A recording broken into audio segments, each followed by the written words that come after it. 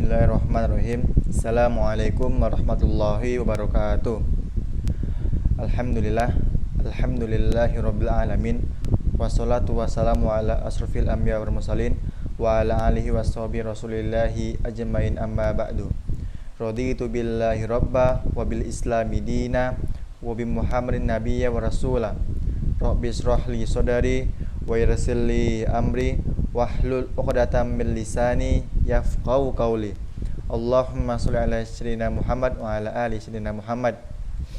Awalan, hayya bina naskuru syukron ilallahi azza wa jalla alladzi qad ata'na ni'matan katsiratan wa hidayatan an nastati an najtami fi hadzal maqam mubarak insyaallah. Saniya, salatan wa salaman nursilu ila nabiyina Muhammad sallallahu alaihi wasallam alladzi qad hamalan nas min zulumati ilan nur ila zaman jahiliyah ila zaman islamiyah. Alhamdulillah, kalimat yang mulia yang selalu kita ucapkan dari lisan kita sebagai orang yang beriman kepada Allah Subhanahu wa taala. Allah, zat yang maha hidup, berdiri sendiri, menciptakan langit dan bumi, menciptakan kedalaman lautan maupun di luar lautan, yang mana yang kita tidak ketahui. La ilaha illallah, tiada Tuhan selain Allah, tiada sekutu baginya, tidak ada yang berpartner kepada Allah. Allah, zat yang maha tunggal, dia tidak pula beranak dan tidak pula diperanakkan. Dan Allah menggantungkan semua nikmat-nikmatnya kepada kita, dan sudah sepantasnya kita sebagai hambanya, sebagai umat manusia, harus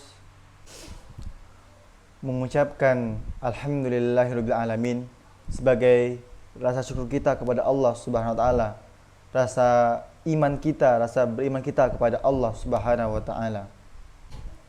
Yang kedua, tidak lupa pula kita hadiahkan kepada junjungan Nabi besar kita, Nabiullah, baginda kita Nabi Muhammad sallallahu alaihi wasallam, dengan mengucapkan Allahumma sholli ala sayyidina Muhammad wa ala ali sayyidina Muhammad, karena beliaulah yang telah memperjuangkan agama ini, agama yang diridhoi oleh Allah Subhanahu wa taala, agama Islam, memperjuangkan kalimat tauhid la ilaha illallah sampai berdarah-darah, dan membawa umat manusia ini dari zaman jahiliyah ataupun zaman kemodohan menuju zaman jauh dari kata bodoh, jauh dari kata jahil.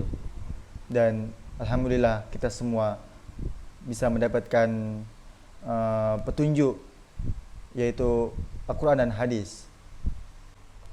Baiklah, perkenalkan, nama saya Muhammad Mukarrabin, biasa dipanggil Robin. Saya dari mahasiswa Universitas Ibnu Sina, Kota Batam, jurusan Pendidikan Agama Islam, semester 2, kelas Extension B. Tujuan saya membuat video ini adalah untuk memenuhi tugas mata kuliah Ilmu Pendidikan Islam dengan dosen pengampu Pak Abdul Hafid, SAG, MPD, MM. Materi ceramah ataupun tausiah singkat yang akan saya bawa yaitu tentang ilmu, Islam, agama ilmu. Kita harus mengetahui bahwa agama Islam ini adalah agama ilmu, sebab kita tidak akan tahu tentang agama ini, tentang Islam, kalau tanpa ilmu. Yang pertama adalah Allah Subhanahu wa taala menurunkan wahyu kepada Nabi Muhammad SAW melalui malaikat Jibril. Allah menurunkan Al-Quran selama 23 tahun.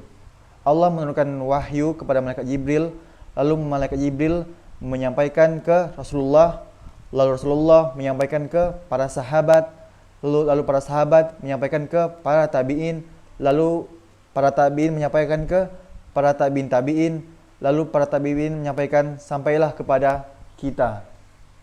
Kita harus belajar tentang agama ini, karena pada hakikatnya manusia itu bodoh, tidak tahu agama. Sebagaimana Allah berfirman dalam Quran surah Al-Ahzab, surah ke-33 ayat 72, yang artinya berbunyi, sesungguhnya kami telah mengemukakan amanat kepada langit, bumi, dan gunung-gunung. Maka semuanya enggan untuk memikulnya amanat itu. dan mereka khawatir akan mengkhianatinya.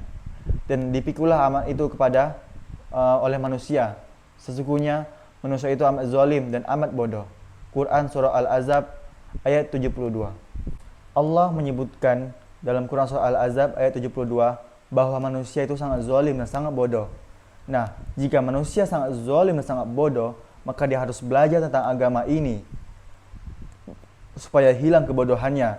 Begitu juga dia harus mentauhidkan Allah supaya hilang kezalimannya. Kalau kita bicara soal keadilan yang paling adil adalah tauhid, dan kezaliman yang paling zalim adalah syirik. Karena itulah kita harus belajar. Karena manusia dilahirkan dalam keadaan tidak tahu apa-apa, jahil. Allah menyebutkannya jahulan, atau bisa atau diartikan bodoh, gak ngerti apa-apa. Tidak ada seorang pun yang lahir dalam keadaan berilmu. Semuanya pasti lahir dalam keadaan polos, tidak tahu apa-apa. Karena itulah kita harus belajar, apalagi tentang memperdalam agama ini, agama Islam. Tidak ada seorang pun yang dilahirkan dalam keadaan berilmu. Dia harus belajar. Maka dari itu kita harus memperbaiki cara beragama kita dengan dalil. Ilmu ini maksudnya kita belajar ilmu syar'i, Al-Quran, As-Sunnah, menurut pemahaman salafus sholih. Karena banyak kita lihat umat manusia ini yang tidak belajar, tidak ngaji, tidak menuntut ilmu. Mereka sibuk dengan dunianya, sibuk dengan kerjanya, sibuk dengan usahanya, sibuk dengan dagangannya. Soal agama, pemahaman mereka kurang. Tapi kalau soal dunia, mereka cepat, mereka tahu semuanya. Sebagaimana dalam Quran surah Ar-Rum ayat 7 yang artinya berbunyi, mereka tahu tentang apa yang tampak dari kehidupan dunia, tetapi mereka lalai dari akhirat. Quran surah Ar-Rum ayat 7. Dunia mereka tahu, tentang berbagai ilmu dunia mereka tahu, tentang masalah keuangan, tentang masalah teknologi, dan segala macam mereka tahu. Tapi tentang agama, mereka tidak tahu. Karena itu, semua manusia wajib belajar agama. Apakah dia orang awam, dia seorang profesor, dia seorang penjabat, dia seorang dokter, dia orang rakyat biasa, seorang doktor, ataupun sebagai orang tua, anak laki-laki, anak perempuan, semuanya mau miskin, mau kaya, semuanya wajib belajar tentang agama ini. Sebagaimana Nabi Muhammad SAW bersabda dalam hadis dengan yang berbunyi, tolabul ilmi faridatan ala kulli muslim wa muslimat, yang artinya berbunyi menuntut ilmu itu wajib bagi setiap muslim dan muslimat. Jadi kita semua ini wajib menuntut ilmu tanpa terkecuali. Dan dalam hadis ini pun sahih, setiap muslim dan muslimat wajib belajar ilmu syar'i, belajar ilmu agama. Kalau kita lihat tentang Islam kita, rata-rata kaum muslimin ataupun muslimat yang ada di Islamnya adalah Islam KTP. Wallahu a'lam bishawab. Padahal nikmat paling terbesar di dunia ini adalah nikmat Islam. Nikmat Islam ini adalah nikmat yang luar biasa, lebih baik dari dunia dan seisinya. Sekarang kita harus tahu, harus bisa menjaga iman kita, harus bisa menjaga keislaman kita. Dengan apa kita menjaga? Dengan apa kita mensyukuri nikmat Islam ini? Yaitu dengan belajar agama. Kalau kita tidak belajar agama, bagaimana kita tahu tentang agama Islam? Kita tidak akan tahu kalau kita tidak belajar. Allah telah memberikan kita waktu pada setiap harinya itu 24 jam. 24 jam bisa dihitung 1440 menit. Nah, tinggal kita saja yang harus menyisihkan waktu kita hanya untuk belajar agama. Misalnya 1 jam itu sekitar 60 menit, 2 jam 120 menit. Masa kita nggak ada waktu untuk belajar? Tidak mungkin kita nggak ada waktu. 24 jam ini banyak loh, teman-teman sekalian. Makanya kita sebagai umat Islam wajiblah untuk menyisihkan waktu kita untuk belajar agama ini. Seperti yang saya bilang tadi, tinggal kita bagaimana mengatur waktu kita untuk belajar agama, dan kita harus paham tentang agama ini. Makanya kita harus belajar. Lalu, agama ini dalil. Kalau disebutkan ilmu, tentu dengan dalil. kita tidak boleh dalam beragama ikut-ikutan. Sebagaimana Allah mengatakan, berfirman kalau manusia itu zalim. Mengapa? Karena termasuk saya sendiri sebagai introspeksi diri sendiri, kaum muslimin, bahwasanya kalau urusan dunia pasti mereka akan mencari sesuatu bukti, sesuatu apakah itu hal yang benar atau tidak. Mereka cari dalam kitab-kitabnya, mereka cari referensinya, dan mereka harus tahu dan mereka harus dapat ilmu yang mereka ketahui, ilmu pengetahuan. Nah, kalau dalam agama kita lihat dulu, kalau kita lihat kaum muslimin ataupun kita lihat diri kita sendiri, kita masih ikut-ikutan, kita nggak pernah bertanya dalil. Contohnya apa? Contoh kecilnya yaitu sholat. Ketika sholat, apakah kita tahu bacaan rukuknya seperti apa, bacaan sujudnya seperti apa, bacaan ketika takbir seperti apa, doa apakah boleh membaca doa iftitah atau enggak langsung. Nah, itu dia yang harus kita pelajari, teman-teman sekalian.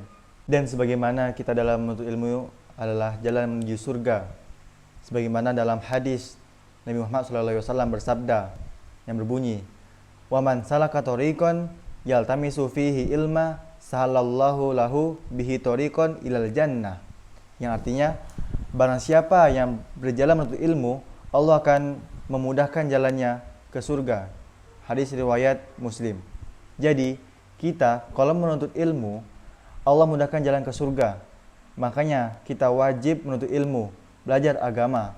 Jangan sampai kita selamanya bodoh tentang agama. Enggak tahu tentang agama, bukan dibodohi oleh orang lain, dibohongi oleh orang, dibawa ke sini mau, dibawa ke sana mau. Akhirnya kita tidak mempunyai kepegangan dalam hidup ini. Dan ini sebagai introspeksi diri kita, termasuk saya sendiri dan teman-teman semua. Baiklah teman-teman sekalian, mungkin cukup sekian tausiah, ceramah atau kultum dari saya. Semoga kalian semua bisa ambil manfaatnya, ambil hikmahnya yang saya sampaikan. Dan mohon maaf ketika ada kesalahan kata ataupun kata-kata yang salah yang saya ucapkan, karena kesalahan itu memang datangnya dari saya dan pasti datangnya dari saya, dan kebenaran itu pasti datangnya dari Allah Subhanahu wa taala. Baiklah, akhirul kalam, summa assalamualaikum warahmatullahi wabarakatuh.